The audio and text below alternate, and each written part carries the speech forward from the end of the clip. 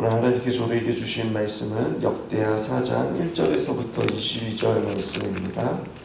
역대하 4장 1절에서부터 22절 말씀 합독하겠습니다. 시작.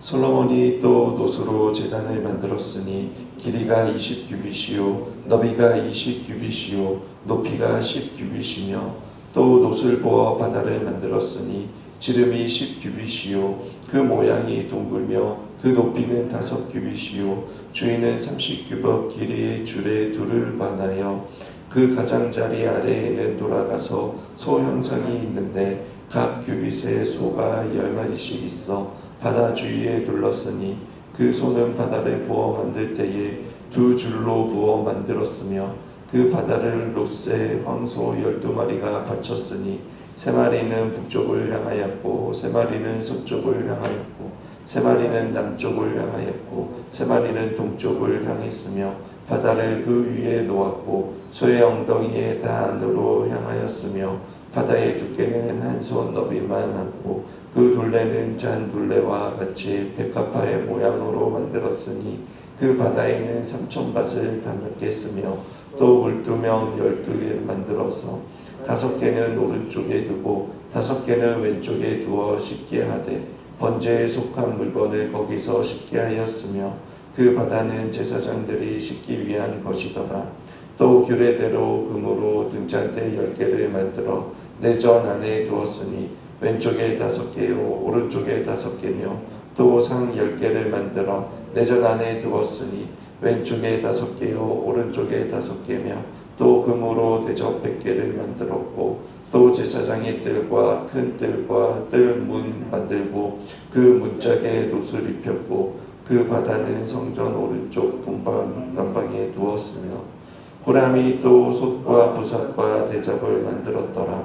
이와 같이 후람이 솔로몬 왕을 위하여 하나님의 성전에서 할 일을 마쳤으니 곧 기둥들과 그 기둥 꼭대기에 공 같은 머리들과 또 기둥 꼭대기에 공 같은 기둥 머리를 가리는 그물들과 또 그 그물들을 위하여 만든 각 그물의 2줄씩으로 기둥 위에 공 같은 2 머리를 가리는 석류 400개와 또 받침과 받침 위에 물두멍과 한 바다와 그 바다 아래 소 12마리와 솥과 부삽과 고기 갈고리와 여호와의 전의 모든 그릇이라.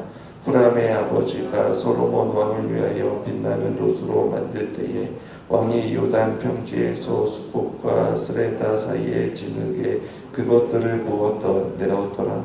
이와 같이 솔로몬이 이 모든 기구를 매우 많이 만들었으므로 그 놓은 무게를 능히 측량할 수 없었더라.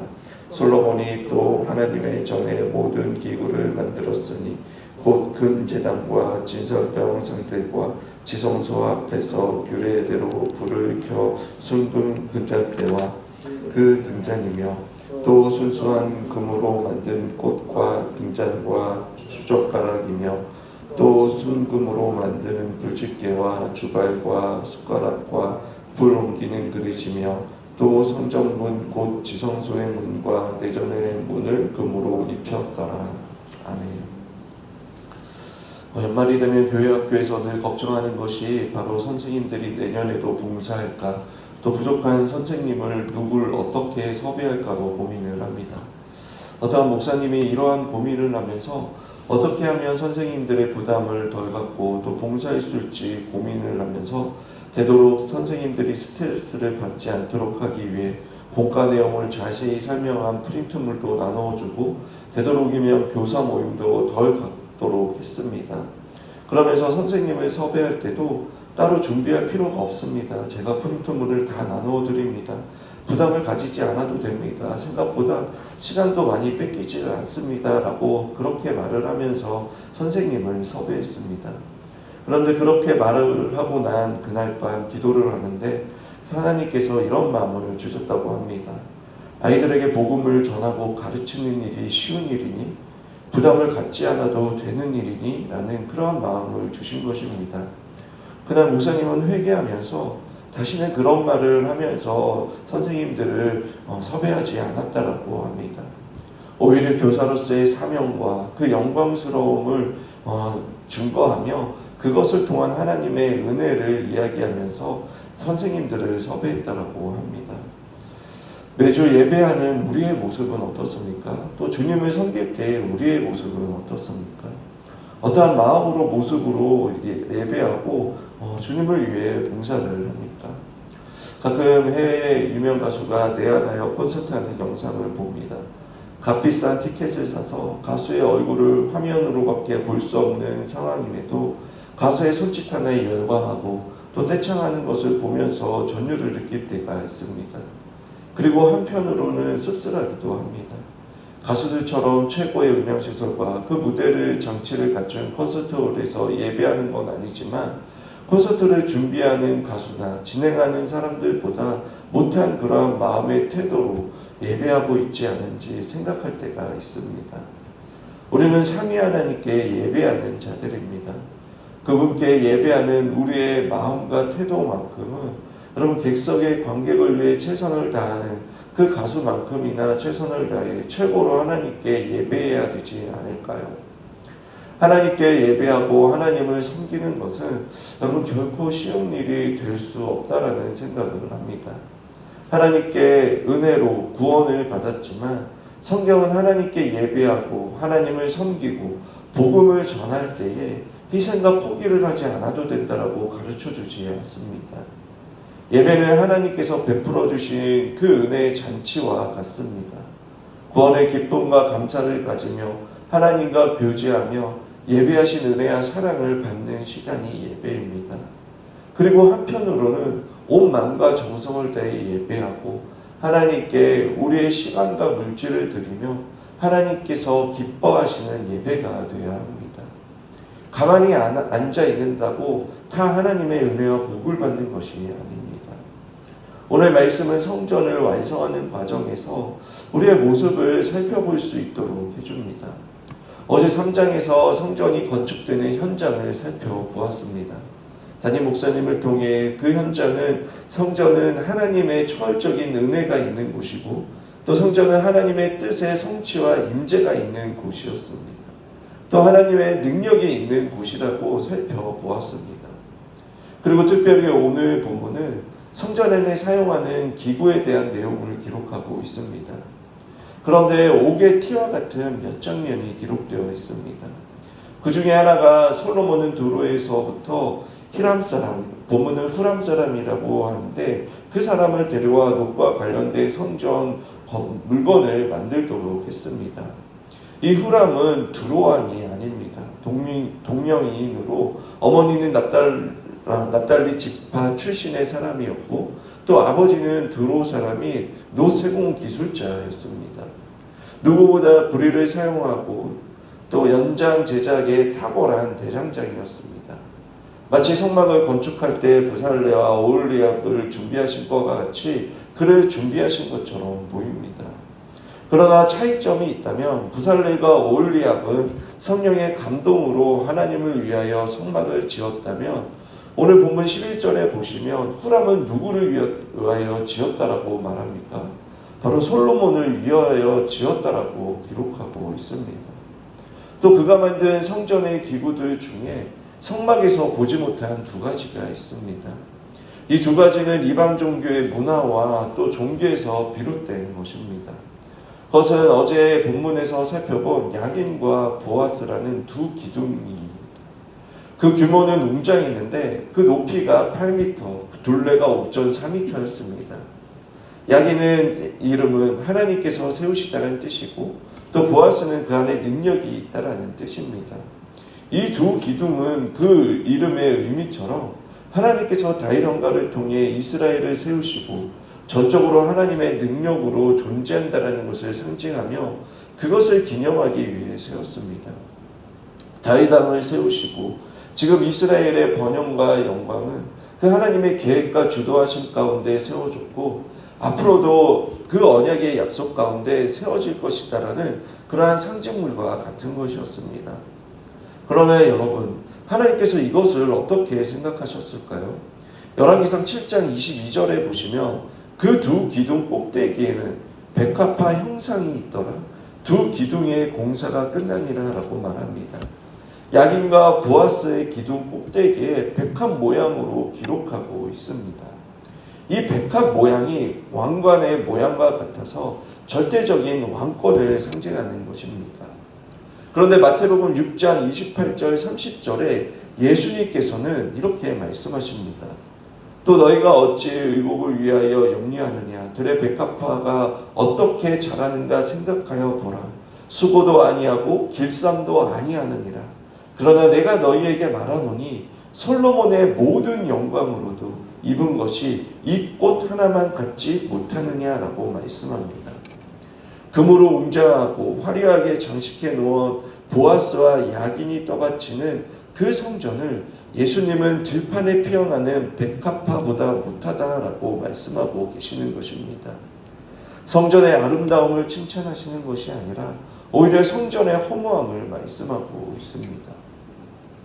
그리고 또 하나 성막에서 볼 수 없었던 것이 바로 바다입니다. 원형의 큰 목욕탕과 같은 것입니다.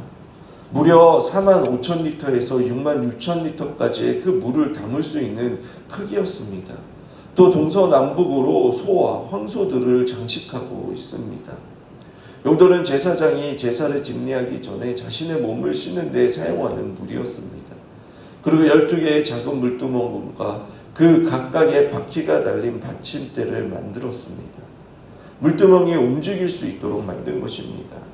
이것의 용도는 제사를 드리는 사람들을 정결하게 하고 죄물을 싣고 성전의 뜰과 제단의 피와 부속물로 인하여 더러워진 곳을 씻기 위한 것이었습니다. 예루살렘 성전은 성막보다 2배나 컸고 더 많은 번제물을 드리기 위해 더 많은 물두멍이 필요했던 것입니다. 그리고 그 위에도 등잔대와 떡상, 금제단 또 등 순금으로 만들고 주발과 숟가락, 불을 옮기는 그릇, 지성소와 문과 내전의 문 등 모두 순금으로 덮었습니다. 그리고 솥과 부삽 그리고 고기 갈고리와 모든 그릇 등을 말씀을 보시면 성전에 쓴 그릇들을 구리로 만들었는데 한결같이 빛나고 있다라고 기록하고 있습니다. 정말 화려함의 극치를 보여주는 것입니다. 그것은 아마도 여러분 하나님의 영광을 표현하려고 노력했던 것 같습니다. 역대기 기자는 성전을 지었을 때 상황을 마치 성막을 지었을 때처럼 디테일하게 기록하고 있습니다. 성전의 외관과 내관 그리고 성전의 가구와 기구들까지 기록하고 있습니다. 단지 건물만 짓고 성전이라고 하는 것이 아니라 그 안에 온갖 기구들과 가구들까지 신경 쓰며 구별하여 만들고 여러분 또한 그것을 자세히 기록하고 있습니다. 왜 그렇습니까? 바로 하나님께서 임재하시는 곳이기 때문입니다. 거룩하시고 영광스러운 하나님께서 죄가 가득한 이 땅 가운데 죄인들을 만나주시려고 한 거룩한 곳이기 때문입니다. 그러나 인간이 지은 성전은 여러분 완벽할 수 없습니다. 본문을 통해서도 옥의 티와 같은 장면들도 있습니다. 하나님의 영광과 아름다우심을 표현하고 담기에 턱없이 부족한 곳입니다. 또 영원하지도 않습니다. 그것이 이 땅에 세워진 그 성전의 한계인 것입니다. 성전이 영광스러울 수 있는 것은 그런 흠이 있고 하나님의 영광을 다 담을 수는 없지만 성전에 하나님께서 임재하시기 때문입니다. 하지만 하나님께서 예수 그리스도를 통해 세우신 성전은 영원합니다. 그 영광과 아름다우심을 자신의 삶으로 또 그 십자가의 영광과 그 사건을 통하여 보여주셨습니다. 그리고 놀라운 것은 예수 그리스도와 연합한 우리가 성령님이 거하시는 거룩한 성전이라고 말씀하고 있습니다. 죄와 사망의 권세를 이기신 예수 그리스도로 말미암아 이제는 죄를 짓지 않을 수 있는 그러한 자유를 얻은 자들입니다. 또 죄와 사탄의 유혹으로부터 승리하며 여러분 거룩한 삶의 예배자로 살아갈 수 있도록 해주셨습니다. 이것은 단지 복음으로서 그 지식으로 가지고 있는 것이 아니라 구원받은 자에게 주시는 능력이며 실제로 우리의 삶 가운데 체험하며 우리에게 주어주신 하나님의 은혜와 능력인 것입니다. 그런 우리가 하나님을 여러분 영화롭게 하며 살아가고 있습니까? 하나님께서는 죄인인 우리에게 자신을 기꺼이 내어주셨는데 우리는 하나님께 우리의 삶의 주권을 하나님께 맡겨드리며 우리의 모든 것이 하나님의 것임을 고백하며 살아가고 있습니까? 하나님께 예배하는 모습, 교회를 섬기는 모습, 가정에서나 일터에서 그 하나님의 자녀답게 삶의 예배자로 세상의 사람들과 구별하며 살아가고 있습니까? 구원받은 하나님의 자녀로서 그 구원의 기쁨과 감격 속에서 예배하며 그럼 우리는 하나님을 경외하며 그렇게 살아가고 있습니까? 하나님께서는 이 질문에 완벽한 사람이 되라고 하지 않으십니다. 하지만 우리가 완벽한 사람이 될 수 없다는 것을 하나님은 누구보다 잘 아십니다. 하지만 우리가 하나님 앞에서 하나님께서 원하시는 것은 온전하여지기를 원하시는 것입니다. 즉 우리의 마음과 생각 그 중심이 항상 하나님께로 향하여지기를 원하시는 것입니다. 하나님께서 인간의 손으로 만든 그 성전에 임재하신 이유는 성전이 값비싼 금과 보석으로 장식했기 때문이 아닙니다. 결코 성전은 완벽한 것도 영광스러운 것도 아니었습니다. 그러나 하나님께서 임재하심으로 그곳은 영광스러운 곳이 되었고 또 이스라엘 백성들은 성전을 통해 하나님의 임재를 경험하며 영광스러운 하나님의 백성이 되었던 것입니다. 우리 역시 마찬가지입니다. 우리가 하나님의 의를 완벽하게 이루어서 구원받은 자가 된 것이 아닙니다. 구원받았음에도 불구하고 우리는 여전히 쉽게 유혹과 시험에 넘어가고 죄인 줄 알면서도 반복하여 죄를 짓습니다. 또 너무나 쉽게 타협하고 거룩함을 지키는 것을 포기하지만 그럼에도 불구하고 하나님께서는 우리를 떠나지도 버리지도 않으십니다. 성령 하나님께서 끝까지 우리를 설득하시며 기다리시고 우리가 주님의 뜻대로 살아갈 수 있도록 용기와 지혜와 믿음을 주시는 분이십니다. 우리를 향한 그 하나님의 신실하심은 변함이 없는 것입니다. 오늘 이 새벽 불안전하고 더 연약하고 여전히 쉽게 사탄의 유혹과 시험에 넘어가는 자들이지만 하루를 시작하는 첫 시간 구별하여 하나님 앞에 나온 저와 여러분들이 하나님의 임재하심을 경험하며 그 하나님의 영광으로 충만하여서 오늘 어디를 가든지 또 누구를 만나든지 그 하나님의 영광을 나타내며 저와 여러분들을 통하여서 하나님의 살아계심을 증거하는 그러한 복의 통로, 복음의 통로가 되시길 주님의 이름으로 축원합니다.